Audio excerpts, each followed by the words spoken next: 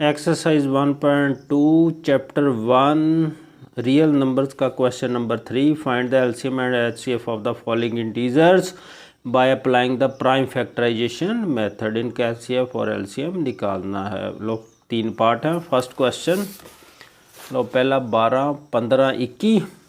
पहला इनके prime factor निकाल लो डिवाइड करके। ऐसे लोअर क्लासेस में भी हम करते रहे हैं। ये प्राइम फैक्टराइजेशन 12 की बन गई 2 मल्टीप्लाइड बाई 2 मल्टीप्लाइड बाई 3, तो ये बन गई 2 की पावर 2 क्योंकि 2 बार आ रहा मल्टीप्लाइड बाई 3। ये एक जे बन गई। 15 की 3 मल्टीप्लाइड बाई 5, 21 की 3 मल्टीप्लाइड बाई 7।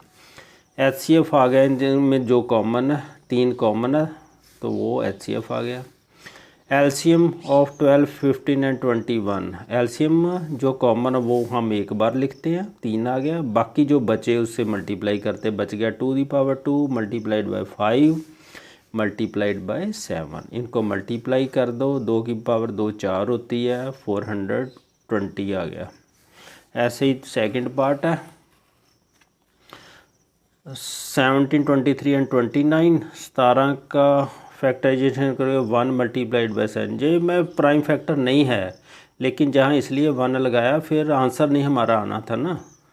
23 का प्राइम फैक्टराइजेशन 1 मल्टीप्लाइड बाई 23 क्योंकि किसी से डिवाइड नहीं हो रहा है ना, जी प्राइम नंबर खुद ही हैं। 29 1 मल्टीप्लाइड बाई 29। अब इसका एचसीएफ तो हमने लिखना था ना, तो वो कितना आ गया, जो कॉमन है तो 1 आ गया। LCM of 17, 23 and 29। एलसीएम इन तीनों को फिर मल्टीप्लाई कर दो, कॉमन तो एक ही है अकेला, उसके लिखने की ज़रूरत नहीं। एक से मल्टीप्लाई करने में कोई फ़र्क तो पड़ेगा नहीं, इसको मल्टीप्लाई कर दीजिए। 11,339 आ गया। ऐसे ही क्वेश्चन नंबर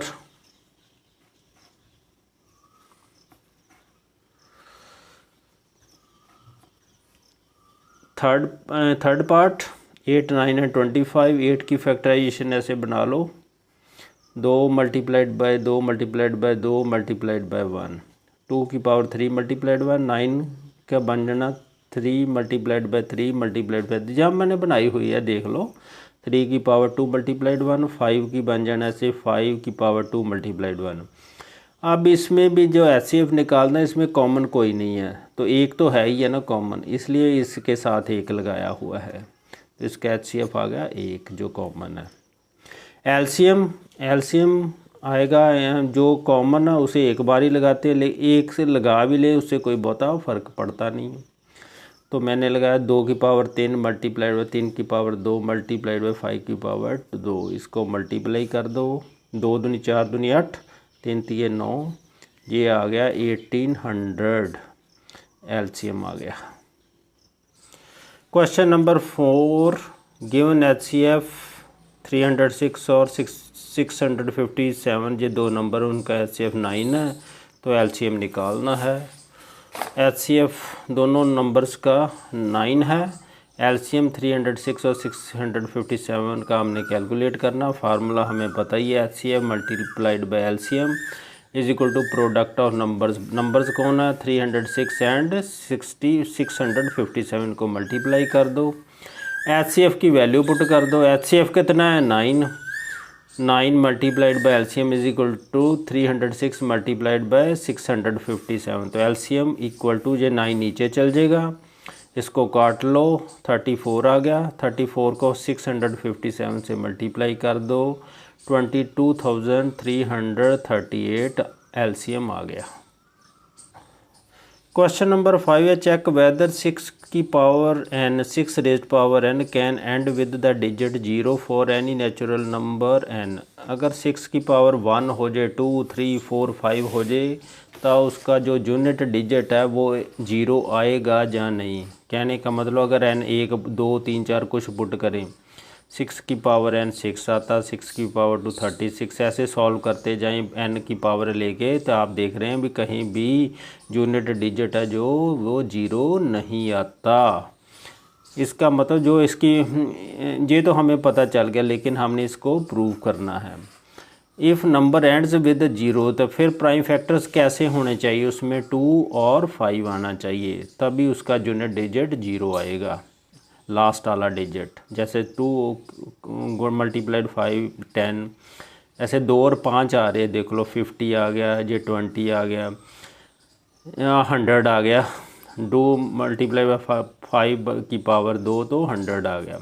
इसका मतलब 2 और 5 आना चाहिए, लेकिन 6 है जो, इसमें 6 की पावर n में आ रहा है 2 तो 3 की पावर n, 5 नहीं आ रहा, इसलिए इसमें इसकी जो लास्ट डिजिट है वो शून्य नहीं आएगा। अब लिखना कैसे है, if the number 6n for any n were to end with digit 0, जे 0 तो क्या, then its prime factorisation would contain the prime 5, फिर उसमें 5 आना चाहिए। 2 तो आ रहा लेकिन 5 भी आना चाहिए।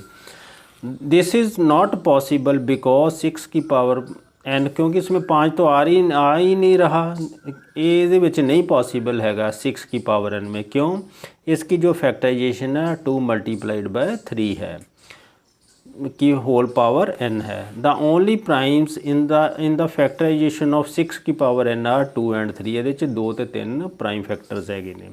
सो the uniqueness of fundamental theorem of arithmetic की फंडामेंटल थ्योरम ये कहती भी यदि फैक्टराइजेशन यो ही रहनी, होर नहीं बन सकती, प्राइम फैक्टर्स यही आने, ये प्राइम नंबर यो ही आएगा 2 और 3।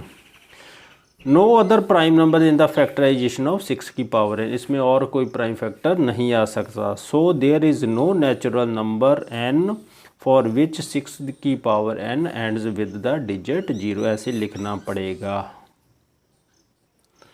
क्वेश्चन नंबर 6, एक्सप्लेन 2 नंबर्स देते, नंबर्स नहीं है ये 2 टर्म्स है, एक इधर है और एक इधर है, ये शो करना कि ये दोनों ही कंपोजिट नंबर्स हैं। लो कैसे करना, देखो इसको मैंने x लिख लिया है, थोड़ा लिखने में आसानी हो जाएगी।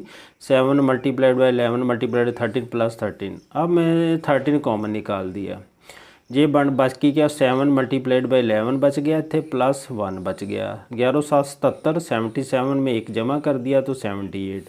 अब इसकी फैक्टराइजेशन बना लो, प्राइम फैक्टर्स बना लो, ये बन गए 2 मल्टीप्लाइड बाई 3 मल्टीप्लाइड 13, तो ये कौन सा हो गया फिर, कंपोजिट नंबर। कंपोजिट नंबर कौन से होते हैं, जिनके 2 से अधिक फैक्टर हों। तो इसके तो कितने बन गए हैं, दो भी जो 2 फैक्टर लेते हैं वो भी 1 लेते हैं, 2 और 1, तो 1 उसमें कंसिडर किया जाता है।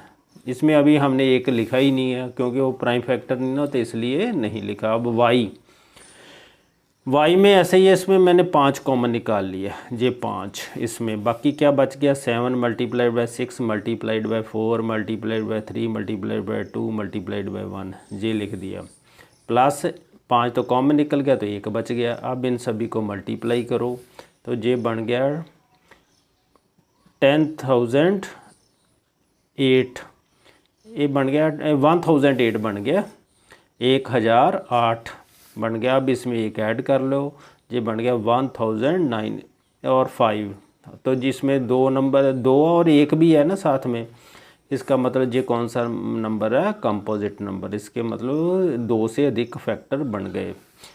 Both x and y expressed as a product of prime numbers, इसमें मैं प्राइम नंबर इसलिए नहीं 1 लिख ला क्योंकि ये प्राइम नंबर नहीं है, तो ये 2 नंबर बन गए ना, जब product of prime numbers, both these numbers are composite, इसलिए ये दोनों x और y कौन से नंबर है, कंपोजिट नंबर्स।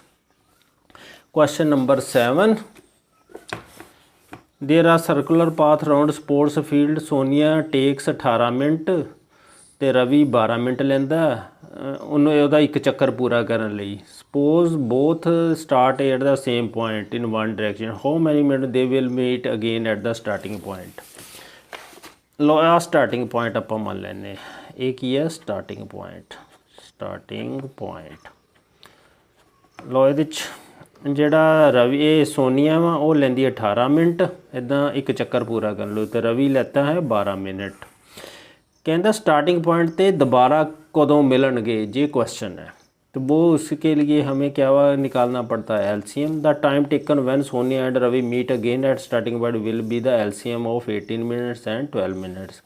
18 ਦੇ फैक्टर कर लो, इदा साइड ते कर लो फैक्टर, प्राइम फैक्टर्स बना लो। 2 गुणा 3 की पावर कितनी बन गई 2, इसकी 2 की पावर 2 मल्टीप्लाइड बाय 3। एलसीएम निकालना हो जो कॉमन हो उसकी ज़्यादा पावर्स लेते हैं। 2 इसकी पावर ज़्यादा ना कॉमन की, इसकी तो 1 है तो 2 की पावर 2, इतने भी 1 है, 3 की पावर 2, 2 दूनी 4, 3 3 9, 4 9 36 आ गया।